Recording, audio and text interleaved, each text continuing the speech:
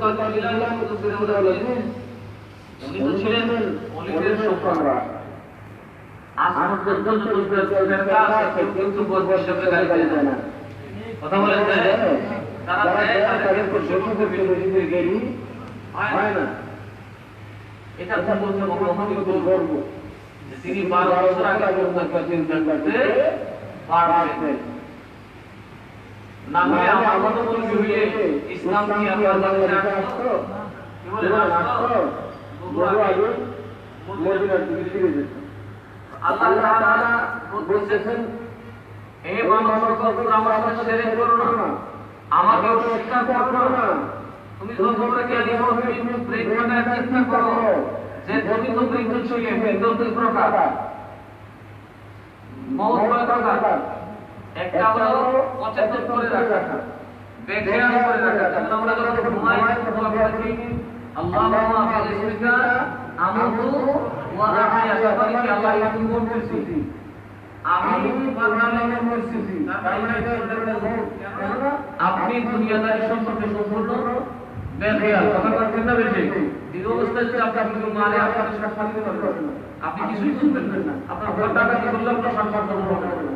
তাহলে আপনার বলি আল্লাহুম্মা বিসমিকা আমুতু, ইয়া আল্লাহ আমি মৃত্যুর দিকে যাচ্ছি, ওয়া আহইয়া আশা করি তিনি আমার মৃত্যু করবে বা আমি জীবিত হই ফিরব, আবার জীবিত হব। আল্লাহ তাআলা তোমরা ছিলে সুস্থ ঘুমের নাই, বাবা কাছে আজকাল বলতে আল্লাহ আল্লাহ ছিলে, তোমাদেরকে আমি আল্লাহ ওই নির্ণয় রাখলাম, এটা করব রাখার পরে তোমরা কেউ তোমাদের নাম জানতো না, তোমাদের ঠিকানা জানতো না, আমি আল্লাহ তাআলা তোমাদের মা বাবার কাছে পরিপূর্ণ মানুষ করে জীবিত বাঁচাতে, আবার আমি আল্লাহ তাআলা কথা বলেন, আবার আমি তোমাদেরকে মওত দেব, মৃত্যুকে আলিঙ্গন করতে বিবাধ্য হয়ে যাবে, কারণ আমি মওতের জন্য তোমাকে বাধ্য করে ফেলেছি। তোমার বয়স যখন একটা বয়স হবে, তোমার বাবা শুরু করবে খাবার নেশা থাকবে না, সুগন্ধ হয়ে যাবে, একা নেশা থাকবে না, কান বধির হয়ে যাবে, কান দিয়ে শুনবে না, তোমার শোনার দরকার হবে না, সব কিছু নিয়ে হাঁটতে পারবে না, দৌড়তে পারবে না, নিজে বুঝতে হবে আল্লাহ আমাকে মরণ দাও। কথা ঠিক না? আমি তোমাদেরকে মরতে বাধ্য করবো, মরবেই করবো, আমি তোমাদেরকে মরার জন্য বানাইছি। সুতরাং মৃত্যু কি তোমাদেরকে যেতেই হবে, আমি আল্লাহর সিদ্ধান্ত। তোমরা যত ওষুধ খাও, যত চেষ্টাই করো যৌবন ধরে রাখা তোমাদের পক্ষে সম্ভব, তোমরা হাঁটতে পাবা, মওত দিকে চলে আসবে। আল্লাহ তাআলা এই মওত আমার কাজ, তাকে আজকে দিতে পারে না। আবার আল্লাহ বলেন, আবার তোমাদেরকে জীবিত করব, তোমরা এইভাবে আবার আমি তোমাদেরকে জীবিত করব। আমি তোমাদেরকে পৃথিবীতে কিছুকালের অবকাশ দিয়েছি, আমি আল্লাহ তাআলা তোমাদেরকে কিছু সুযোগ দিয়েছি, তোমরা যদি সত্য করতে পারো তাহলে তোমরা পাবে। তোমাদেরকে আবার আমি জীবিত করবো, আবার আমি আমার দিকে টেনে নিয়ে আসবো, তোমরা আবার আমাকে ফিরে আসতে হবে। কাকে ফিরে আসতে হবে? আল্লাহর দিকে। আমরা আল্লাহ থেকে আসছি, ইন্না লিল্লাহি ওয়া ইন্না ইলাইহি রাজিউন। সুম্মা ইউহয়িকুম সুম্মা ইলাইহি তুরজাউন। অতঃপর আপনাকে জীবিত অবস্থায় আসবে, ফিরে আসবে, তোমাদের নিয়ে আসা হবে। কেন? ওইটাই হচ্ছে আমাদের দিন। ওটা কোন দিন? আমরা সকলের মৌতের পরে, আর যখন নতুন জীবনের অবস্থা থাকবে না, আল্লাহ তাআলা তখন পৃথিবীটাকে একেবারে শেষ করে দিবেন, ধ্বংস করে দিবেন। আসল দরবার তার সঙ্গে ইসলাম দিবেন, সমস্ত মানুষ তার কবর থেকে দৌড়াইতে ময়দানে মাহশারে হাজির। আল্লাহ তাআলা সামনে আমি আসছে, হাসরের ময়দানে কি পরিস্থিতি সেটাকে আল্লাহ তাআলা والذي خلق لكم ما في الأرض جميعا। তিনি বলেন, ওই আল্লাহ যিনি তোমাদের জন্য সৃষ্টি করেছেন, তাদের জন্য মা ফিল আরদি জামিআ, পৃথিবীতে যা আছে সব আল্লাহ তাআলা তোমাদের জন্য সৃষ্টি করেছেন। আল্লাহর জন্য না, কার জন্য? কথা বলেন, কার জন্য? তার মানে আল্লাহ তাআলা প্রত্যেকটা বস্তুই আমাদের জন্য উপকার করছে। করতেছেন না? ঈদুল আজহা করে বিভিন্ন কিছু করে বাইরে গিয়ে আপনার ক্ষেত্রে ঔষধ করছে, তোমরা করছে। এই যে সিয়ার মাঝে ঘরে বিভিন্ন প্লেন আছে, বাইরে গিয়ে দেখেন পচা পচা যা সমস্যা হলো করতেছে, বা বিভিন্ন ধরনের জীবাণু আছে আপনার আশপাশ মুক্ত করেছে। আল্লাহ তাআলা সব কাটার জন্য আমাদের জন্য ওয়াল্লাযী খালাকালাকুম ফিল আরদি জামিআ, তিনি যা কিছু পৃথিবীতে সৃষ্টি করেছেন সব তোমাদের জন্য। সুম্মা ইস্তাওয়া ইলা সামাই ফাসাফাহুন্না সাবআ সামাওয়াত, অতঃপর তিনি আসমানের দিকে খেয়াল করলেন। আসমানের দিকে খেয়াল করলেন, ইচ্ছে করলেন, অতঃপর তিনি আসমানকে সৃষ্টি করলেন 7টা স্তরে। কয়টা স্তরে? 7 আসমান তৈরি করলেন। ওয়া কুল্লু শাইইন আলীম, আর তিনি হচ্ছেন সেই সত্তা যিনি 7 আসমানের জমিনে তোমরা তোমাদের জন্য সৃষ্টি করা হয়েছে সব কিছু সম্পর্কে জানেন, সর্ব বিষয় থেকে সব কিছু ব্যাপারে জানেন। এটা কেন বললেন? যেমন মানুষের স্বভাব ওইটা কেন কথা লিখতে হবে, আকাশের তাল থেকে মানে ওইটা তো ওইটা বেশি জলে গেল, ওইটা কম জলে গেল, কথা লিখতে হবে। আপনার যে আয়াত আছে আল্লাহ তাআলা আসমানকে বানিয়েছেন আমাদের জন্য আর তাদের জন্য তারাকে আমাদের সাথে সুন্দর বর্ণনা করে বলেছে, যাতে আমরা আনন্দিত হই, সুখ করে দেখে মানুষটা তারা দেখলে বেশি তারা বলে অন্তর্গত করে তারা বলে কেমন দেখে সুখ সুখ ভাব লাগে। কথা লিখেন এমন সুখ তারা লাগে মানুষ ঠিক ঠিক করতে পারে। আল্লাহুম্মা সাল্লি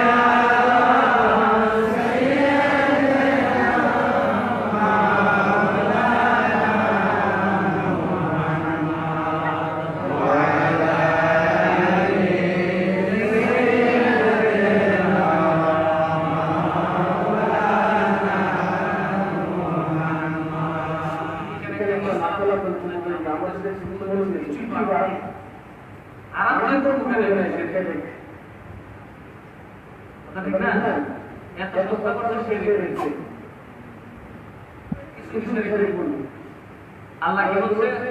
ওয়াল্লাযী খালাকালাকুম মা ফিল আরদি জামিআ, পৃথিবীতে আল্লাহ যা কিছু সৃষ্টি করেছেন সব তার জন্য। কথা বলেন, আমাদের জন্য। এটা কালা বলেছে হিন্দির গান তার জন্য বলেছে, আমাদের জন্য। শেয়ার গান বলেছে, তার মানে বোঝা গেল কুকুর বিড়ালের ভিতরে হিন্দির ভিতরে মানুষের উপকার আছে, আছে না? বিরাট উপকার।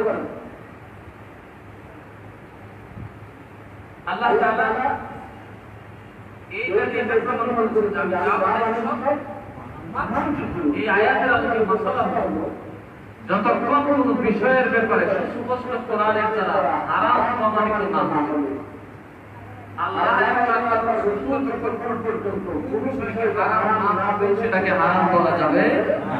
কথা বলে হারাম বলা যাবে না। আর হারাম কিন্তু আল্লাহ তাআলা বলেছেন করছে ওইটা তো আমাদের সব, কারণ হারাম জিনিস একটা পাখি খেলে ফেলবেন না।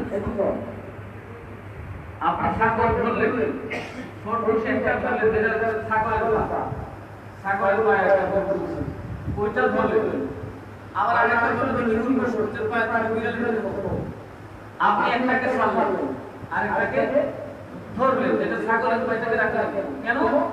আল্লাহর ভয়।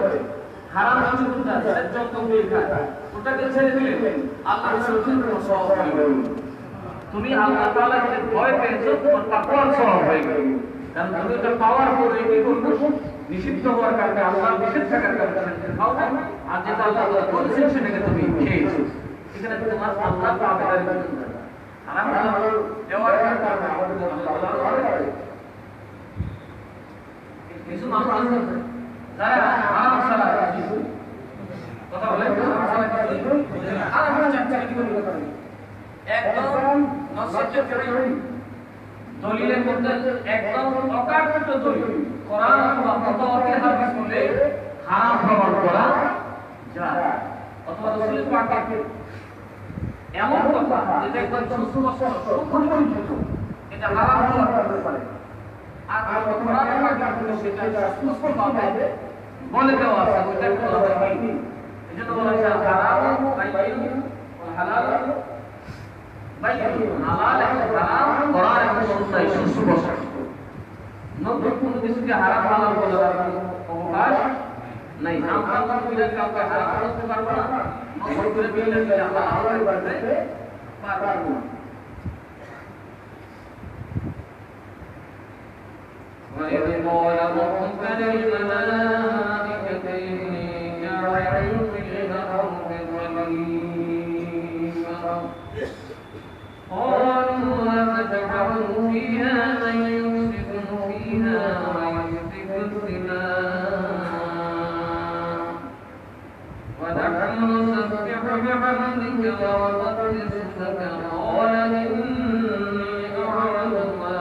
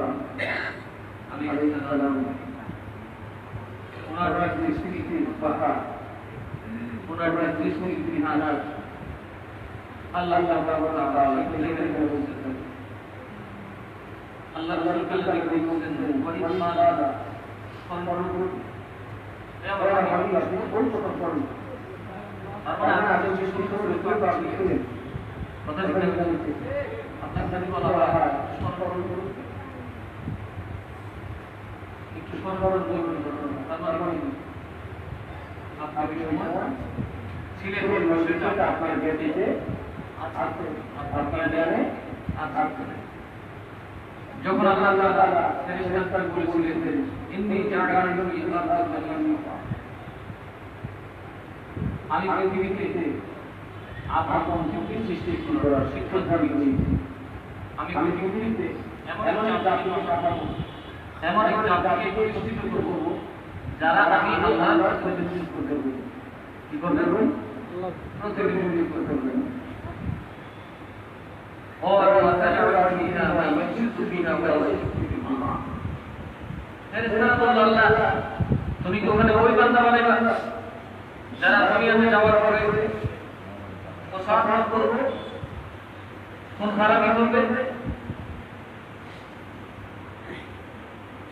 এই কথাটা কিন্তু সকল আমাকে আল্লাহ বানায় না ফেরেশতারা একটা অকল্প সন্ধান করে দিয়েছে কতদিন আগে ফেরেশতারা কি গায়েব খবর জানে যা ঘটনা তাকে ফেরেশতারা জানে জানে গায়েব খবর জানে কি আল্লাহ কথা বলতে হচ্ছে গায়েব খবর কে জানে ফেরেশতারা তো ওকে বলা শুরু করছে তুমি কি তাদেরকে বানাইবা এটা বলতো মানুষ দুনিয়াতে আসলে জিন জাতীয় কোন জাতি এই জিন জাতিরা এই পৃথিবীতে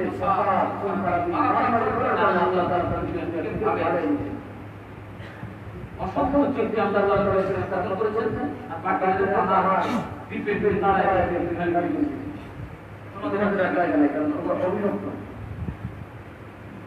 ওদের তো প্রয়াস করে ফেরেশতারা বললেন একটা বানাইছিল ওরা তো খানা খাওয়া আমাদের সন্তান করতে ওরা খানা খাওয়া না না সরকার থেকে অনুদান ছিল অথচ আমরা তোমার প্রশংসা করতে গেছি এখন তোমার কাছে করতে তোমার জন্য সাকিয়ের প্রয়োজন হবে কিনে প্রয়োজন হবে কথা বুঝবেন তোমার জন্য প্রশংসা প্রয়োজন হবে তা আমরা তোমার জন্য প্রয়োজন হবে বান্দা কি আপনার কোনো দরকার নেই ওরা আমার করতে থেকে পিটাপিটা করবে আরেকটা দিকে মারামারি করবে হক নষ্ট করবে প্রসাদ করবে দাঙ্গা ফসাদের জড়িত করবে প্রশংসা আমাদের দরকার আমরা তো বিরাম ফিল করবে মাত্র নাই কয়লা গোসল নাই খাওয়া নাই দাওয়া নাই বই বাচ্চা খালি আমরা প্রশংসা করতে প্রশংসা প্রয়োজন হয় তবে কি বলো আমরা প্রশংসা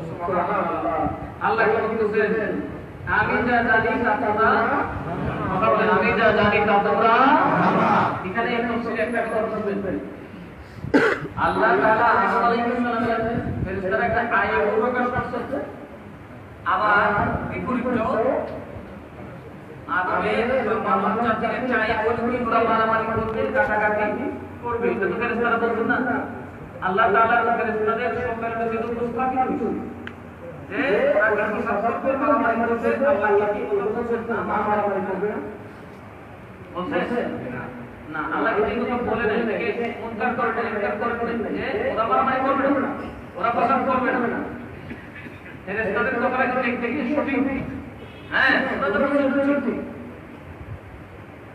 এটাও ঠিক করবে এটা করবে আবার বলছে প্রশংসা করতে বানাইবে আল্লাহ এটাও বলে না প্রশংসার জন্য না আল্লাহ কি এটাও বলে না যে এটা কি জন্য না আল্লাহ কি খারাপ জন্য বানাইছি না বা আবার প্রশংসার জন্য বানাইছি না আল্লাহ কি সব করতে থাকবে দুটোটাই তাদের মধ্যে থাকবে তবে তাদের বানানোর মূল কারণ আমি আল্লাহ ছাড়া কেউ জানে না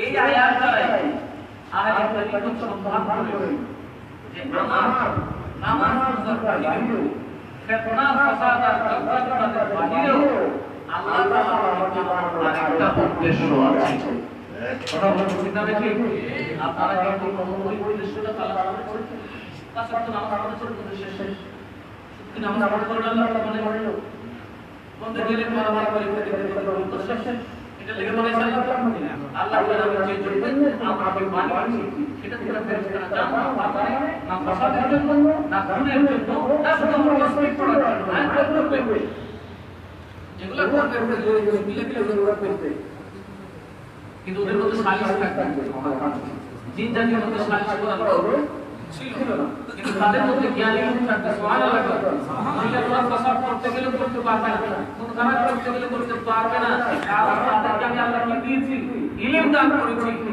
তাদের মধ্যে থাকবে আল্লাহ সুবহানাল্লাহ যেটা জিন জাতি কায়েম করতে পারে না এটা আল্লাহ কি বলেন আমরা তো জানি না আমাদের আল্লাহ কি হাওয়া করে নাই নাও করে দেয় হ্যাঁ মারামারি করব ভাই করে করব দাবি তো বলে মানুষ সরকার করে وعلم آدم الأسماء كلها ثم عرضهم على الملائكة فقال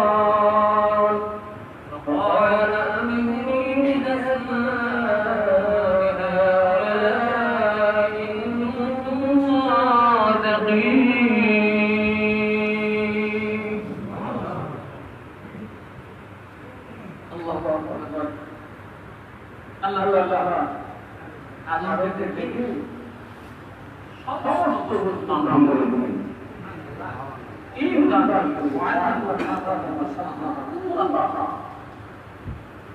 যা সেখানে ছিল আদম আলাইহিস সালাম সমস্ত কিছুর নাম করেছেন মাহবুবের নাম করেছেন আরশের নাম করেছেন জান্নাতের নাম করেছেন জান্নাতের নাম করেছেন নূরের নাম করেছেন ইলমানের নাম করেছেন খানের নাম করেছেন সূর্যের নাম করেছেন যা আছে সব কিছুর নাম করেছেন সুবহানাল্লাহ সমস্ত বস্তু যা সৃষ্টি করেছেন পৃথিবীর জন্য মানুষের কল্যাণ মানুষকে ডাকবে যাই যা সব কিছুর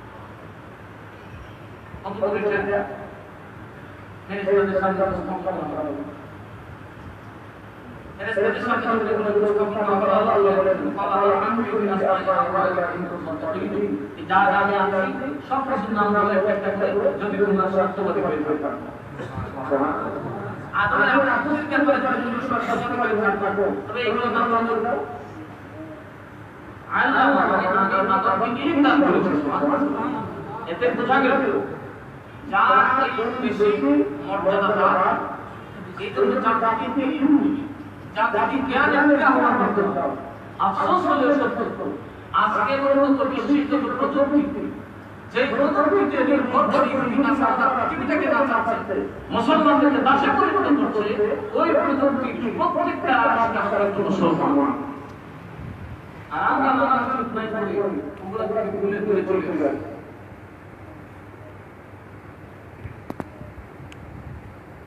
ফেরেশতারা বলল قالوا سبحانك لا